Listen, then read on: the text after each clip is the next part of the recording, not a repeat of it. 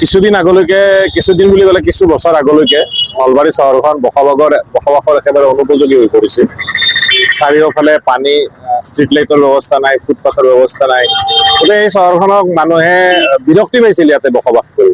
কিন্তু যোৱা ৩-৪ বছৰৰ ভিতৰত আমাৰ এই সমষ্টিৰ বিধায়ক তথা অসম চৰকাৰৰ কেবিনেট মন্ত্ৰী জয়ন্ত মল্ল বৰুৱাৰ সদিচ্ছাত এই চহৰখনে ব্যাপক ৰূপ সলাইছে। ইয়াতে বিভিন্ন ধৰণৰ উন্নয়নমূলক কাম হৈছে, য'ত আমি এতিয়া চহৰখনত বসবাস কৰি আনন্দিত হৈছোঁ, সুখ অনুভৱ কৰিছোঁ। ইয়াত ক্ৰীড়াৰ ক্ষেত্ৰৰ পৰা আৰম্ভ কৰি বিভিন্ন যিবিলাক অভাৱ অভিযোগ আছিল, সুন্দৰ ষ্টেডিয়াম নিৰ্মাণ কৰা হৈছে। DC অফিচটো খুব ধুনীয়াকৈ, যাতে মানুহে অত ঘূৰি ফুৰিব নালাগে, এটা সংহতৰ ৰূপত DC অফিচৰ ব্যৱস্থা কৰিছে। বাট পথবিলাক উন্নত হৈছে, ষ্ট্ৰীট লাইটৰ ব্যৱস্থা কৰিছে, বিভিন্ন ধৰণৰ উন্নয়নৰ কাম কাজ হৈছে। দুখনকৈ ফ্লাইঅভাৰৰ কাম হৈছে, যাতে যাতায়াতটো সুবিধাজনক হয়। আৰু যিবিলাক আমাৰ চৰকাৰী ভূমিৰ পৰা অফিচ লৈ যোৱা হৈছে, তাৰ ভিতৰত অন্যতম হ'ল নলবাৰী SDC অফিচ।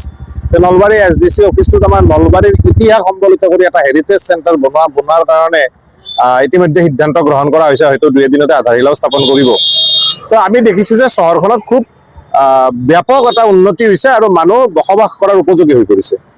মানে আগতে এটা বিশৃংখল ৰূপ আছিল, যোনে য'তে যি ইচ্ছা তাকে কৰিছিল, ঠিক তেনেকুৱা ধৰণৰ অৱস্থা আছিলে। মই গোপাল বজাৰ তিনিগুণীয়া পুখুৰীৰ পাৰৰ কথাটো ক'ব পাৰোঁ। তাত কেইটামান ভগ্নাৱশেষ আছিলে আৰু খুব পানী জমা হৈ এটা পিটনিৰ দৰে সৃষ্টি হৈছিল। তাত বজাৰৰ ব্যৱস্থা কৰা হৈছে। এতিয়া সেই অঞ্চলত যিসকল পদপথৰ ব্যৱসায়ী আছিল, তেওঁলোকৰ কাৰণে সুবিধা হৈছে আৰু ক্ৰেতাসকলৰ কাৰণে সুবিধা হৈছে। তেনেকৈ এক্সক্লুচিভলি এখন ফল মূলৰ বজাৰ পোষ্ট অফিচ চকত ব্যৱস্থা কৰা হৈছে, যাতে পদপথত বহা ফল মূলৰ ব্যৱসায়ীসকলেও স্থান পায় আৰু পদপথৰে মানুহ অহা যোৱা কৰিব পাৰে। সুশৃংখলতা হৈছে গোটেই চহৰ।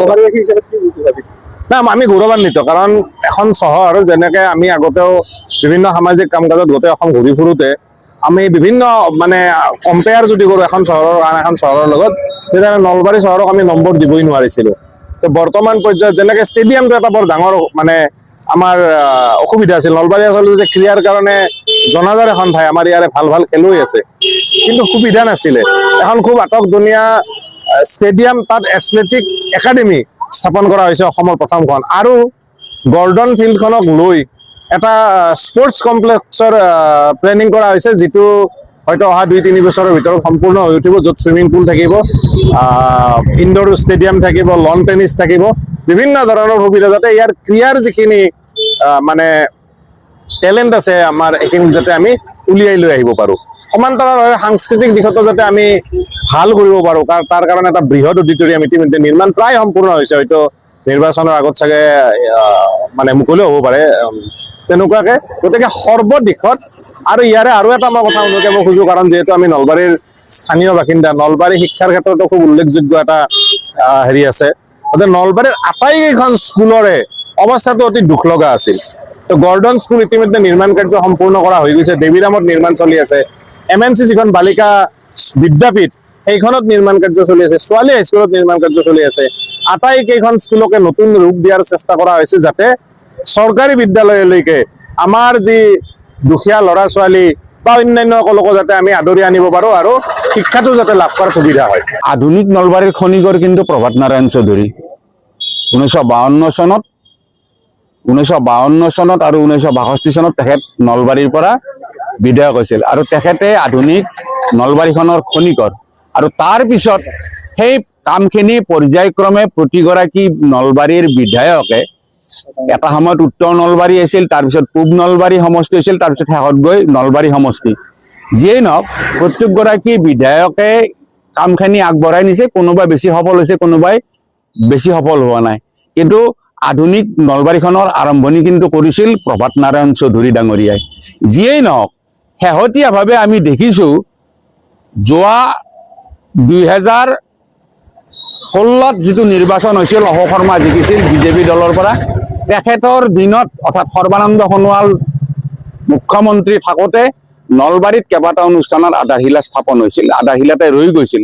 কিন্তু 2021 চনত নলবাৰীত যিগৰাকী বিধায়ক হ'ল, বিজেপি দলৰে বিধায়ক হ'ল, জয়ন্ত মল্ল বৰুৱাই এই কামখিনি আধৰুৱা কামখিনি এটা পৰিপূৰ্ণ ৰূপত আগবঢ়াই নিবলৈ সক্ষম হৈছে আৰু আমি এইটোত শলাগ লৈছো নলবাৰীবাসী ৰাইজে নিশ্চিতভাৱে শলাগ লৈছে কিন্তু কথাটো হ'ল কি নলবাৰীবাসী ৰাইজৰ এইখিনিয়েই সমস্যা নহয় নলবাৰী জিলাৰ যেহেতু জয়ন্ত মল্ল বৰুৱা নলবাৰী সমষ্টিৰ বিধায়কহে তেখেত অসমৰ কেবিনেট মন্ত্ৰী গতিকে তেখেতৰ দায়িত্ব আৰু বেছি আছে নলবাৰী জিলাবাসী ৰাইজৰ কাম কৰাৰ ক্ষেত্ৰত যিবিলাক আন্তঃগাঁথনি সমস্যা নিবনুৱা সমস্যা শৈক্ষিক সমস্যা এই কথাবিলাক তেখেতে আগবঢ়াই নিয়াৰ ক্ষেত্ৰত তেখেতৰ দায়িত্ব আছে শেহতীয়াভাৱে আমি দেখিছো নলবাৰীত সংহত জিলা আয়ুক্তৰ অফিচ ৰাস্তা ঘাট আধুনিকীকৰণ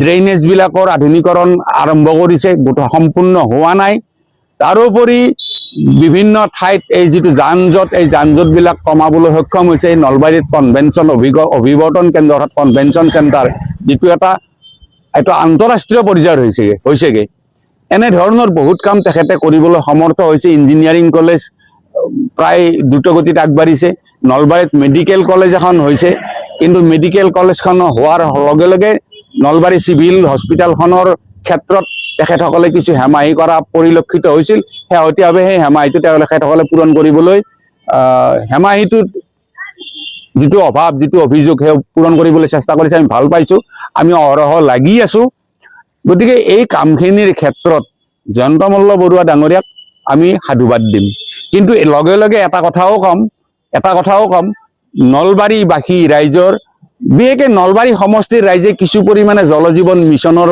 পৰা পানী পাইছে কিন্তু বেছিভাগে পানী পোৱা নাই কিন্তু নলবাৰী জিলাবাসী ৰাইজে বাকী দুটা সমষ্টিৰ ক্ষেত্ৰত এই জল জীৱন মিছন আঁচনিৰ যিটো পানী পাবলগীয়া আছে এইটো কিন্তু অত্যন্ত বিফল এই কথাখিনি আমি যোৱা পৰহিও এই কথাখিনি উনুকিয়াই দিছো ৰাজহুৱাকে উনুকিয়াই দিছো মাননীয় কেবিনেট মন্ত্ৰী যিগৰাকী মন্ত্ৰীয়ে জল জীৱন মিছনৰ দায়িত্বটো আছে গতিকে কৰিবলগীয়া বহু আছে তেখেতসকলে কৰক তেখেতসকলে কৰিলে আমি ভাল পাম নলবাৰীবাসী ৰাইজৰ কাৰণে ভাল কথা হ'ব ষ্টেডিয়াম এখন গঢ়ি উঠিছে এখন উন্নত মানৰ ষ্টেডিয়াম গঢ়ি উঠিছে অৱশ্যে ষ্টেডিয়ামখনৰ আধাৰশিলা কিন্তু আগত অশোক শৰ্মাদেৱে কৰিছিল যিয়েই নহওক কামখিনি জয়ন্ত মল্ল বৰুৱাৰ দিনত হৈছে ৰাইজৰ টকা অসম চৰকাৰৰ টকা ৰাইজৰ টকাখিনি ভালদৰে হ'লে ভাল পাওঁ আৰু এই ক্ষেত্ৰত কামখিনি কৰি যাবলৈ তেখেতৰ প্ৰতি আমাৰ শুভেচ্ছা আছে সহযোগিতাও থাকিব ভাল কামত সহযোগিতা থাকিব আৰু বেয়া কামত আমি কিন্তু ভুল কামত আমি কিন্তু সমালোচনাও কৰিম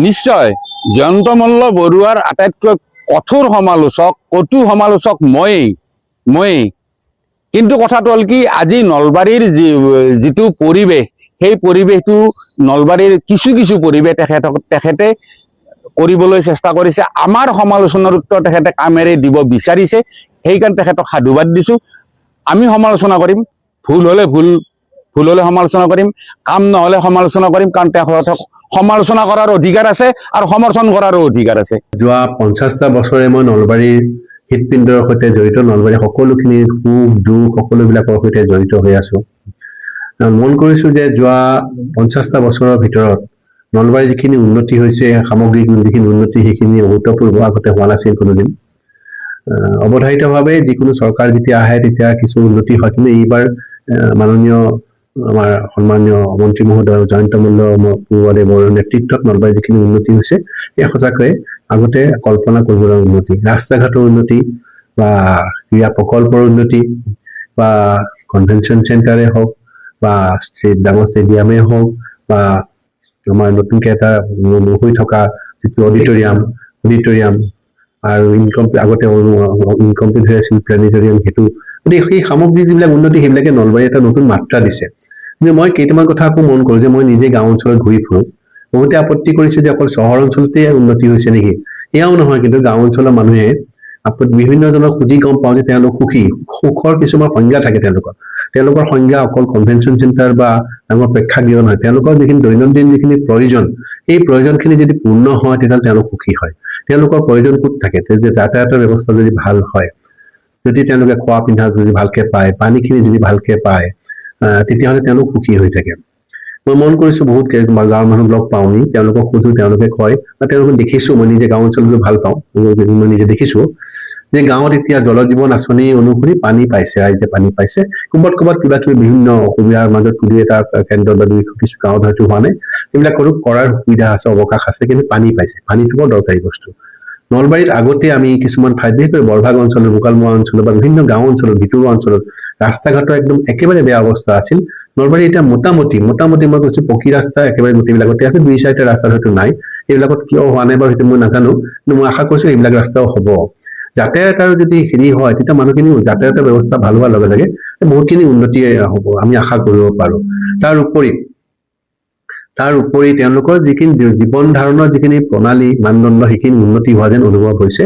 কাৰণ এতিয়া আচলতে দৰিদ্ৰ সীমাৰেখাৰ তলত যেন মানুহ বহুতখিনি কমি গৈছে, তেনেকুৱা অনুভৱ হয়।